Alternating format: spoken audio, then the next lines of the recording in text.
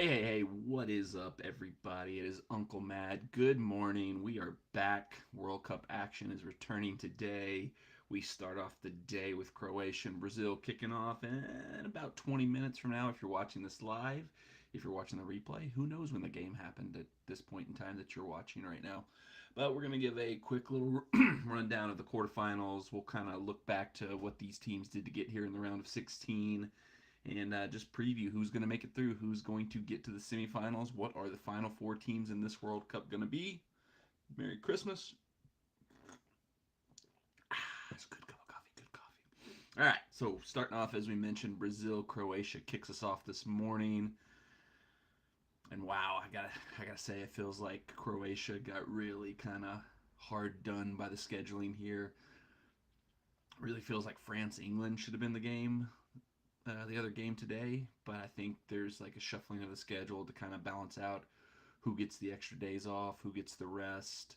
But for whatever reason, it just feels like Croatia more so than Brazil got really kind of screwed over by the shuffling of who plays on what day here because Brazil's got the depth to just kind of overcome any fatigue issues they might be experiencing. And the way they dog walked through South Korea in the first game, they were able to kind of rotate their squad even then, get some subs on, get some fresh legs on, and not really overly exert themselves in their previous match on Monday. Whereas, same day, Monday, Croatia went all the way to kicks from the mark, played literally as many minutes as you could possibly play pretty much in a game to the point where they had to take off their captain and their talisman, Luka Modric, before the game was even over because he was just so gassed, which, I mean, that just shows you the fatigue they're dealing with because if you are potentially facing going to kicks from the mark and you don't leave Luka Modric on the field because he can't finish the match, that says something. So it's hard to see how they could recover, how they could come back. This is going to be a tough matchup for them no matter what, just because Brazil has so many dangerous weapons, can put so many goals away in so many different ways. In Croatia, that's been kind of their biggest issue is they don't have the striker, they don't have the natural goal scorer they need, which is becoming a common theme in this tournament for the teams that have struggled. Is look at USA, look at a little bit Spain after that first game when they just didn't have a striker, didn't have a reliable, consistent goal scorer. Germany even not having the natural kind of regular top tier goal scorer in their team. That's kind of been the theme of this tournament is the teams that have had the real legit threatening goal scoring threats. Wow. They've been able to get through. They've been able to get the wins. They've been able to get results. And the teams that are, maybe better on the ball, maybe more technically sound, can pass, can keep the ball. It's one of those things. You can keep the ball for, 90% of a game, but if you don't score, you don't win. That's the old, which is funny about how Netherlands have looked so far under LVG. That's like the old United LVG was keep the ball 9% of the game, but just never go forward and score. And suddenly now he's figured out that you have to score to win games. Right in time for the Netherlands to play the USA. But we'll get to that in just a second. Let's finish up with Brazil, Croatia. I expect Croatia to put in a really low block, just really try to hold this game tight, try to keep Brazil out, but I just don't see how they can for 90 minutes. It may be lower scoring than what you would kind of expect, just because I think they're going to go all out to defend and try to hold on, try to maybe break on the counter and steal a goal somewhere. My best bet, my best prediction for this game would be 3-1 Brazil. I think 2-1 maybe, because I could see them just running away with it. But at the same time, I think they're gonna face tough opposition because if there's one thing Croatia's done pretty decently in the tournament, it's defend. I'm not sure how to pronounce his name. Gasvidal, the Croatian center back, 20-year-old. He's the defensive Cody Gakpo of this tournament, where he was already a high value target, and somebody is going to pay through the roof to get him now. Whether it's January, whether it's next summer, he has made himself star. He was on the verge, if you read between the lines, of going to Chelsea this past summer, but they couldn't quite come to an agreement with Red Bull. But now I think they're going to regret not getting him when they could have last summer, just like United, or regret not getting Cody Gakpo because there's going to be a lot more people in the mix for both of those players, and then the money that's going to take to get them is going to be a lot more than it would have been if you'd pulled the trigger on either of those moves this past summer. So Chelsea and United both may suffer from kind of penny pinching and not just going after the players that they knew they wanted when they wanted them. So we'll see what happens there. But Talking about Cody Gakpo, that's a good transition into the next game today. Netherlands, Argentina. Obviously, Netherlands, Argentina both got through reasonably easy. Australia gave Argentina a much better game than anybody would have expected.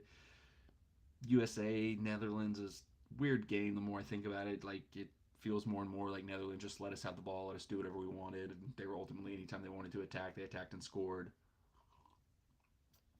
Just clinically, just so much more clinical, so much more technically sound than we were. I had somebody interesting point out that this on a podcast I was listening to, and it resonated really with me since I heard it. That this is probably still, disappointing in the result of the game. Still think this is the most talented group of, USA players we've ever had. But as talented as this group is, it being the most talented US group ever, there's still nobody in this group that's anywhere close to the talent level of a Memphis Depay, of a Cody Gakpo. So we're better than we've ever been, but we're just still so far behind, like, really, really high level soccer nations. So a lot of work still to do in the next 4 years till 2026. Certainly, I more and more lean to it can't be Greg. Let him go out. Let this be his celebratory. Give him a victory lap of getting us back to the World Cup, getting us to the knockout stages. The rumors that he has some nibbles from European teams that might be interested in him as a coach. I hope one of those bites and he can take that job and kind of leave without us necessarily pushing him out, because I think we'll be hesitant to push him out, but we'll see what happens there. But Netherlands got through over us. Now they get to play Argentina. Going back to the start of the tournament, Argentina was my prediction to win the whole tournament. And not necessarily because I thought they were the best team in the tournament, but I thought there would maybe be some Qatari magic, because I can't imagine the Emir, the Sheiks, whatever you call them, the leaders of the Qatari movement to get the World Cup in Qatar. I can't imagine there's anything they would want more outside of Qatar winning the World Cup, but I can't imagine there's anything they would want more than for this tournament to end with Lionel Messi finally lifting the World Cup, for the lasting image of Lionel Messi's career to be winning the World Cup in Qatar. Like, that will make this whole tournament, all the sports washing, everything they wanted, that would be the cherry on top of the pie. Now, we didn't get the Qatari magic that I thought we would with Qatar, their national team. I had predicted and bet them to qualify out of their group stage, and they were completely embarrassed and demolished throughout the tournament. And I think statistically they are officially the worst host nation in World Cup history. So I don't know, maybe they realized some things would be too obvious. Maybe they shifted some stuff around and want some other stuff there. Because if you really look at it, I mean, Argentina really just from the get-go had the easiest path possible. I mean, they're really, in theory, their toughest test shouldn't be till they potentially play Brazil in the semifinals, which is crazy to have a Brazil-Argentina semifinal. That's going to be wild if it gets to that point. But Netherlands seems to have been building momentum. Like, they're a lot more informed based on performances in the recent matches than Argentina are. Cody Gakpo, arguably the player of the tournament up to this point. But I was on Argentina before the tournament started, so I can't go against them now.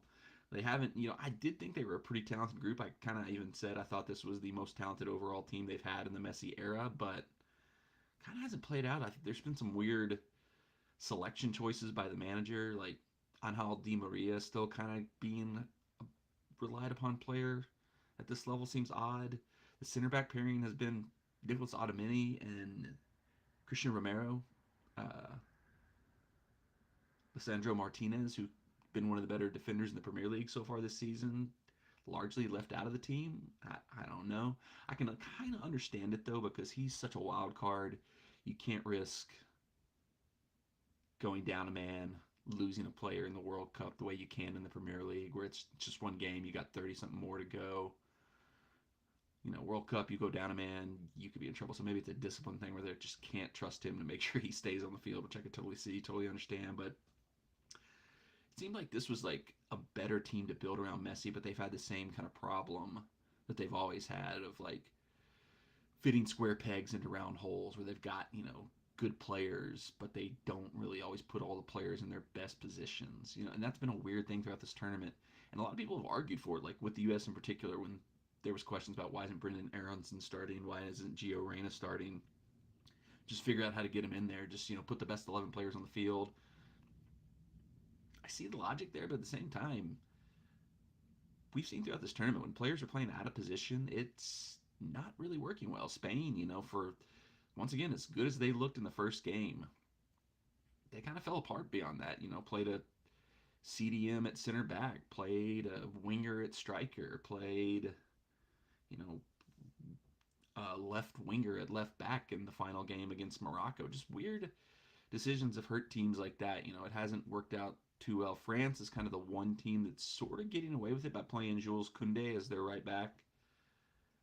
We'll see what happens against England, because he'll get a much bigger test there than he has against any of the other teams France have played up to this point. So, but getting back to Argentina, Netherlands, based on what I've seen in the tournament, Netherlands would be my pick in this game. But because I went with Argentina from the get-go, because I still think there could be a degree of shenanigans that would help them, I'm sticking with Argentina to win this game. Netherlands have just been so on fire. I can't see them being kept off the score sheet. So I'll say 2-1 Argentina victory. Shady Messi penalty somewhere in there. If you can find a way to bet Messi to make a penalty kick in this game, might be something worth looking at, because there definitely could be a chance that referee gets a little buzz in the ear, like, hey, make sure the Argentinians get a kick at some point in this match. Not ever saying there'd be corruption from the referees. I hate always accusing that, because they're probably the number one people that people would look at if there was some kind of weird shenanigans. Maybe it's more likely Virgil van Dijk got a little dime bag on the side, and somebody said, hey, Virgil van Dijk, if you kick Lionel in the shins when he's in the box, there's a cool $5 million waiting for you. I don't know. It just from the moment we got into this tournament, just something about the idea of Messi lifting the World Cup in Qatar and how much Qataris would want that has just been stuck with me. So I got to go Argentina. 2-1 Argentina. Questionable Messi penalty call at some point in this match. Tomorrow, the other two quarterfinal matches, kind of probably the most exciting, best matchup of the group, France versus England. And I don't know what England's going to do with their defense. It'll be interesting to see if Gareth Southgate tries to set up shop and tries to do extra defensive things to contain Mbappe, or if he just kind of unlocks things and lets England play their game. Does he go to a back three, back five? Or does he stick with what they're doing and kind of stay with the back four, a more attacking lineup? He's tended to go conservative when he's, felt like he needed to in the past, so I would see that here. Bringing a little extra defensive help. I mean, it probably is the right idea, because the idea, if you're looking at Kyle Walker and Harry Maguire getting caught in 1v1s with Mbappe with no extra help, that's a very scary sight. So I would think England goes back five here. Is it or back three, whatever, however you want to phrase it. They go 2 in midfield, 3 forwards, 3 in midfield, 2 forwards. That'll be another interesting point. It's hard to bet against Mbappe right now. Although, as I mentioned, France hasn't really been tested yet in this World Cup in a real game where they played their real lineup. They've got some weak spots that can be attacked. Rabiot wouldn't be playing if it weren't for injuries. As I mentioned, Koundé being the right back, that's a little odd. Varane, he came into the World Cup injured. He's been good since he came back into the team. But once again, they've had other injuries at center back. They're missing players there as well. If England can get at them, attack a little bit, I don't see why England couldn't give them a game, but it's just the key is going to be what happens to Mbappe. If they can't stop Mbappe, obviously they can't win the game. I'll go 2-0 France. France goes through. Mbappe, it's plus money to bet him anytime goal scoring, which is crazy at this point, because I don't see how he doesn't at least find a way to get into scoring chances. Can he finish them? Can he get enough to get a goal? I think so. So I've got money on Mbappe as an anytime goal scorer in that match. And I've got France going through 2-0. The other match, the final quarterfinal matchup, Portugal-Morocco. Portugal has been a lot of fun to watch as a Manchester United fan, because it's been really great to see Bruno be on fire in the tournament. It's been great to see Diego Dalot play his way into the lineup. It's been great to see the exact same thing that happened at Manchester United happen at Portugal, just like I kind of said it probably would. They gave Ronaldo just enough rope to hang himself, let him play the first game, let him play the second game, let him get out there and show that he doesn't have that burst, doesn't have that explosiveness, doesn't have that old thing that he used to have that kept him going for so long. He's crying over a goal that got awarded to Bruno, where maybe if his hair wasn't so perfectly groomed, he would have got a follicle on the ball and been able to take credit for it. He's complaining about getting taken off earlier than he wanted to get taken off. Everybody said the right things about him being benched in the last game against, I don't remember who they played at this point, Japan, whoever it was. Everybody's, the manager, him, except his wife. His wife's going off on social media, and so is her sister. But, everybody put on the brave face and said, oh, no, he's respects the decision. He understands the decision. He is led just like a captain should or whatever. His face tells a different story. And as someone who's somewhat famous or infamous for not being able to hide my emotions on my face, every time they cut to Ronaldo, he just had a face of, I don't want to be here. I don't want to do this. This ain't right. I'm not happy with this. When they were subbing him in, I wish I had a screenshot of the picture of his face when he was standing there waiting to sub into the game. Because it was like, here I go again, getting put in a game that's already a blowout when I've already told everybody I don't want to do this. But yeah, it's been fun to watch the disillusion of Ronaldo after his ego got the best of him. And now he's finding out from another team that you're just not what you are.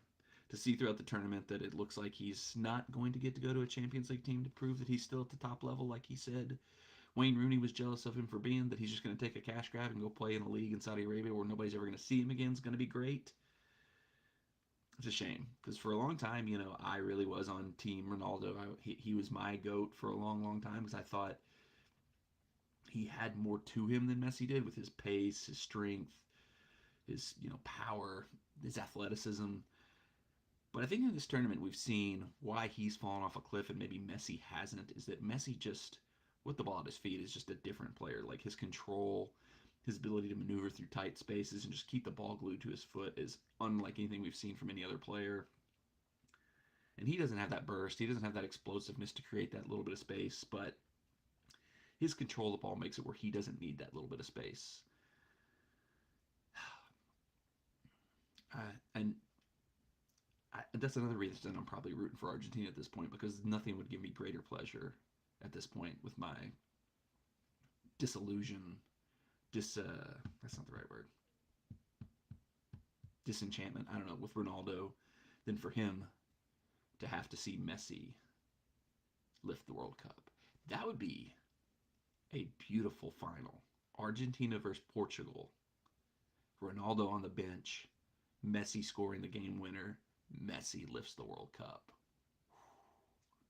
That's tasty right there. But back to the game that they actually have to play to get there. Portugal-Morocco. Morocco has been impressive throughout the tournament, especially defensively. I'd expect that to continue. They're going to throw everything they have at breaking up attacks, keeping Portugal on the back foot. But I think Portugal's going to have a lot more attacking threat than what they faced so far. Portugal's not going to try to pass them to death the way Spain did. Portugal's going to go right at them. They'll play direct. They'll attack. They'll go for goals. They won't just try to pass and move, try to pull Morocco out of position. They'll go right at them. They'll attack right at them. They'll play direct football. And I expect Portugal to win. Morocco, like I said, they'll put up a good defensive effort, but I don't think they can stop Portugal. I think Portugal, with Ronaldo out, with this Carlos kid coming in looking like the next great Portuguese attacker, another player who might be up in his value and getting a big move coming up soon.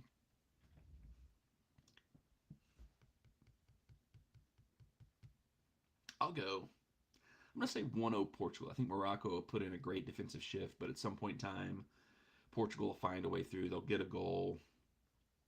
And then, Santos, he's kind of famous for being a good park the bus defensive coach himself. So maybe he gets the one goal, sees how hard it is to break down Morocco, and just says, let's set up shop the other way. Let's just see who can do a better job of parking the bus. And it'll be park the bus first, park the bus. 1-0 to Portugal. So my final four: Portugal versus France will be one semifinal. Brazil, Argentina, the huge other semifinal. Fun 2 days we got coming up today and tomorrow. Kicking off in about 4 minutes if you're watching live. Then we take a couple days off, come back Tuesday, Wednesday with two semifinal matchups. Then we jump to next weekend, Saturday, the third place game, Sunday, the World Cup final. It's been fun. We'll be back with more live streams after this quarterfinal round to look at what happened, how we got to the semifinals, and who we think is going to make it to the final. So make sure you're subscribed to the channel with the bell turned on for notifications so you get alerted when we go live. I posted a video yesterday that was a little bit different than a lot of the videos I post, but I think it's a pretty cool one. I think it's kind of an important one. So if you got a moment, go over to my channel, check it out. It's the one, thank you Amazon drivers, just kind of making people aware of some things they can do for their delivery drivers this holiday season. One final thought, going back to the round of 16. Was that the most lopsided round of 16 ever? I mean, there's only two matches that were even close, and it looked that way on paper going in, that there was only going to be maybe two matches that would be close. And every other game was realistically a blowout. I mean, Netherlands USA felt it. If you look at the stats, it looked like a close game, but when we went down 2-0, it felt like we were down like 6-0. And even when we scored, it felt like we were down like 5-1, not 2-1. Whatever. Yeah, but outside of, Croatia and Japan. That's who Japan played. Outside of Croatia and Japan and Portugal or Morocco and Spain, every other game was just a dog walk for the teams that won. And I don't know that we've ever seen a round of 16 that was that lopsided. Yeah. I think the quarterfinal matchups will certainly be a lot tighter, with maybe the exception of Brazil, Croatia, which we're kicking off with today. I think Croatia could be in big trouble in that match just because I don't see how coming off a shorter rest, having played 120 minutes and gone to kicks from the mark, their lack of depth that they already were struggling with in this tournament, I don't see how they can recover and get anything out of that match. But we'll find out in like 2 minutes. Yeah, 2 minutes. Thanks for watching. Should be a fun couple days of games. We'll be back to see how it all played out and see what happens in the semi.